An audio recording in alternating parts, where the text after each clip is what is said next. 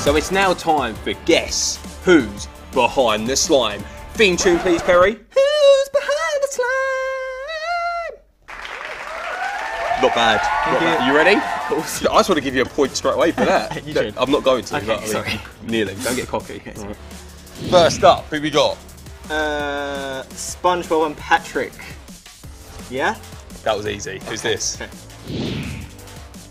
Okay. Lincoln from the Loud House. Yeah, am I correct? What the hell? Nickelodeon nerd? Okay, who's this one? You should know this one. It's like School of Rock. I'll give you a clue. Slimefest 2017. Oh, Brianna and Ricardo. Yeah, haha! Yes. Done. Okay. Last one. 3 out of 4. Can you get full house? Okay. That's the Mask. It's Henry Danger. Yes. 4 out of 4. 4 out of 4. What to live up to? He's going to get awkward.